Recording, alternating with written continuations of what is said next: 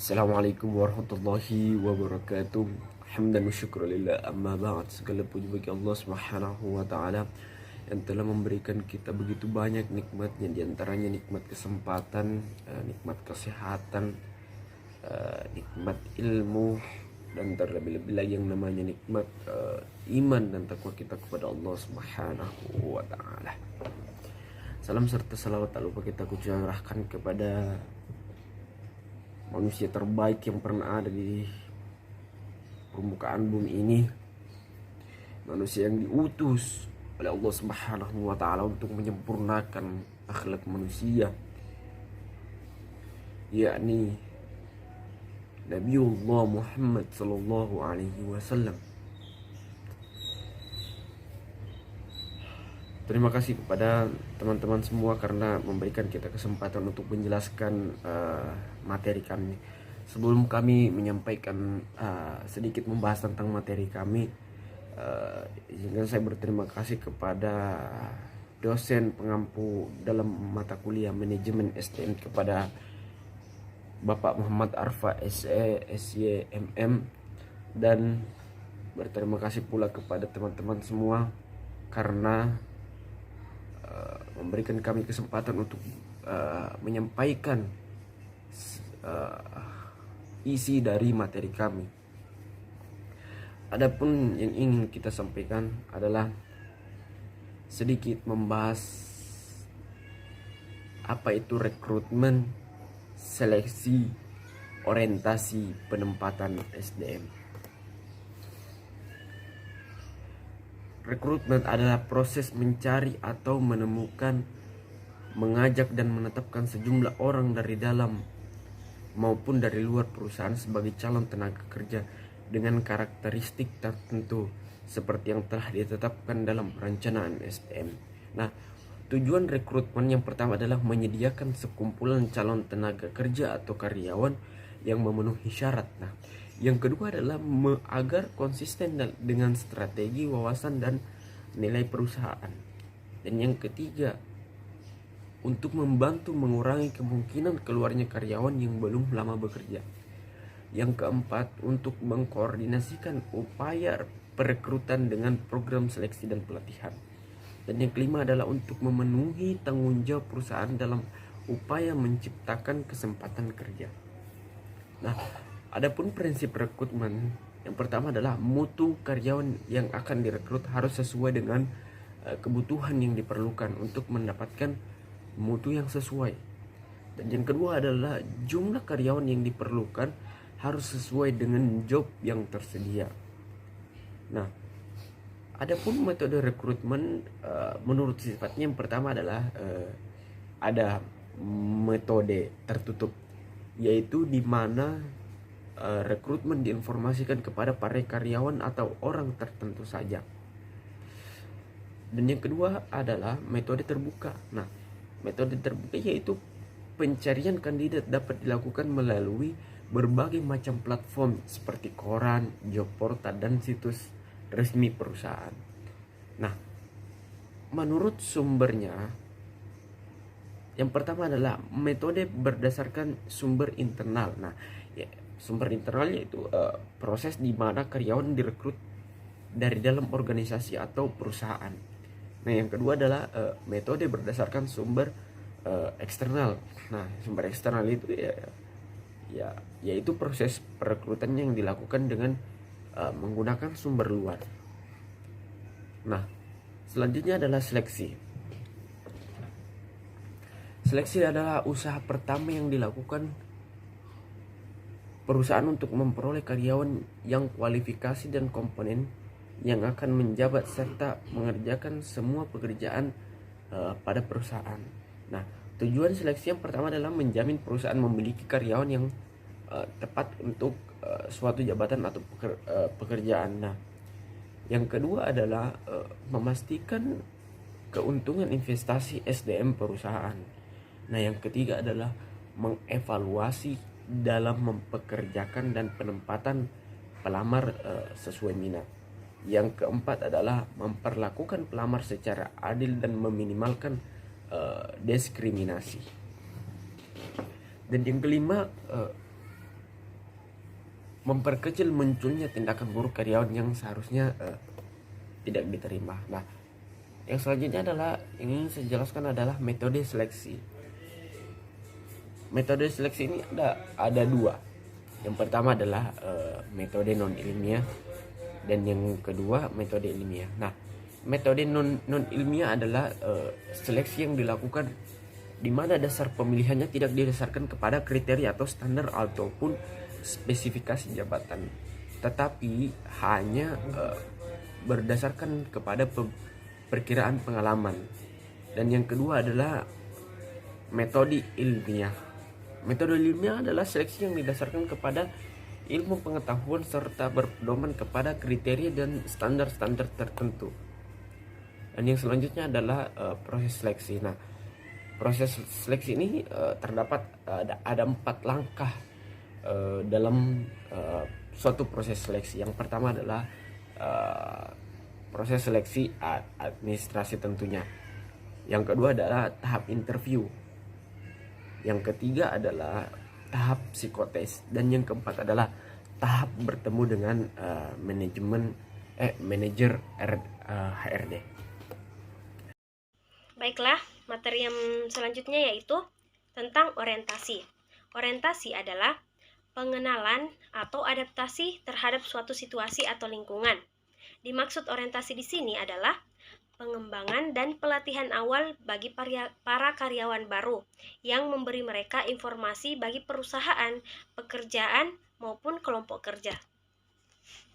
Orientasi memiliki beberapa tujuan. Tujuan yang pertama yaitu mengurangi waktu yang dibutuhkan untuk penyesuaian diri dengan pekerjaan yang dihadapi. Yang kedua yaitu meningkatkan prestasi kerja dalam pelaksanaan tugas sekarang. Yang ketiga yaitu membentuk sikap dan tingkah laku yang diharapkan dalam pelaksanaan tugas. Yang keempat yaitu membantu memecahkan masalah operasional perusahaan sehari-hari, seperti mengurangi absen, mengurangi kecelakaan kerja, dan lain-lain. Yang kelima yaitu mempersiapkan pegawai untuk memperoleh keahlian mereka, yaitu memperoleh keahlian tertentu yang dibutuhkan perusahaan di masa depan.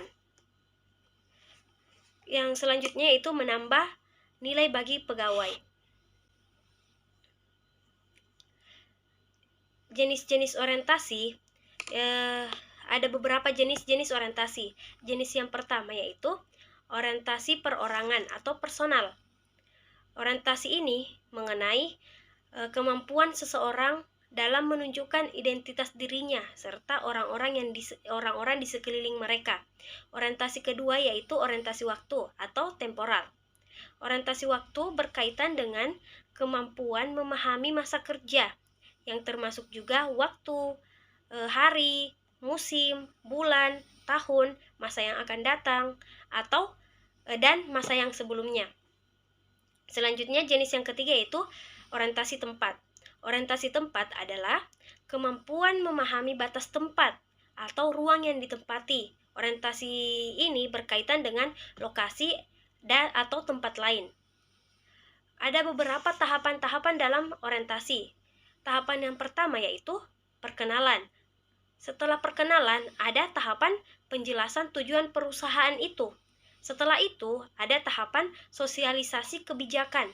Setelah sosialisasi kebijakan, ada tahapan jalur komunikasi. Selanjutnya ada tahapan monitoring. Hal-hal yang dihindari dalam orientasi yaitu peninjauan yang kurang lengkap perihal dasar-dasar pekerjaan dalam orientasi, yang cepat dan dangkal, serta langsung penempatan pada pekerjaan. Yang kedua yaitu tugas yang tidak mendetail bagi karyawan baru. Yang ketiga yaitu pemberian informasi terlalu cepat dan banyak sehingga karyawan baru tidak fokus. Orientasi memiliki keuntungan. Keuntungannya itu bisa berdampak pada keberhasilan jangka pendek dan maupun jangka panjang. Hasil penelitian dan survei dari penyedia kerja menyebutkan bahwa sosialisasi karyawan baru serta komitmen awal dipengaruhi orientasi secara positif. Sosialisasi tersebut bisa meningkatkan kecocokan orang dengan organisasi yang juga memperkuat persepsi-persepsi positif dalam pekerjaan, organisasi, dan rekan kerja. Materi selanjutnya yaitu penempatan sumber daya manusia. Penempatan sumber daya manusia adalah proses kegiatan yang dilaksanakan manajer sumber daya manusia dalam suatu perusahaan untuk menentukan lokasi dan posisi seorang karyawan dalam melaksanakan pekerjaan. Tujuan diadakannya sumber daya manusia adalah untuk menempatkan sumber daya manusia sebagai unsur pelaksana pekerjaan pada posisi yang sesuai dengan kriteria sebagai berikut. Yang pertama yaitu memiliki kemampuan serta memiliki kecakapan dan memiliki keahlian dalam pekerjaan itu. Terdapat 4 jenis penting dalam penempatan, yaitu yang pertama yaitu promosi. Promosi ialah apabila seseorang pegawai dipindahkan dari satu pekerjaan ke pekerjaan lain yang tanggung jawabnya lebih besar, tingkatannya atau jabatannya lebih tinggi dan penghasilannya lebih besar pula. Yang kedua yaitu transfer atau alih tugas. Alih tugas ini dapat mengambil salah satu dari dua bentuk. Bentuk yang pertama yaitu penempatan seseorang pada tugas baru dengan tanggung jawab baru. Hierarki jabatan dan penghasilannya yang relatif sama dengan statusnya yang lama. Dan bentuk yang kedua yaitu alih tempat. Hal ini berarti seorang pekerja melakukan pekerjaan yang sama atau sejenis, penghasilan tidak berubah dan tanggung jawabnya relatif sama. Yang ketiga yaitu demosi. Demosi yaitu berarti bahwa seseorang mengalami penurunan pangkat serta penghasilan dan tanggung jawabnya yang semakin kecil. Yang keempat yaitu pemutusan kontrak kerja atau biasa kita dengar dengan sebutan PHK. Hal ini disebabkan oleh alasan disiplin kerja, ekonomi, bisnis, atau alasan pribadi si karyawan tersebut. Indikator penempatan sumber daya manusia dalam buku yang berjudul Manajemen Sumber Daya Manusia, ada beberapa indikator dari penempatan sumber daya manusia, yaitu tentang riwayat pendidikan, pengalaman kerja, keterampilan kerja, pengetahuan kerja, dan faktor usia si pelamar tersebut. Selanjutnya, masalah dalam penempatan. Terdapat 3 hal yang mendasari keputusan dalam sumber daya manusia, yaitu efektivitas, tuntutan hukum, dan pencegahan separasi atau PHK. Demikian presentasi dari kelompok kami. Apabila ada kesalahan kata dan perbuatan, kami mohon maaf. Wabillahi taufiq wal hidayah. Wassalamualaikum warahmatullahi wabarakatuh.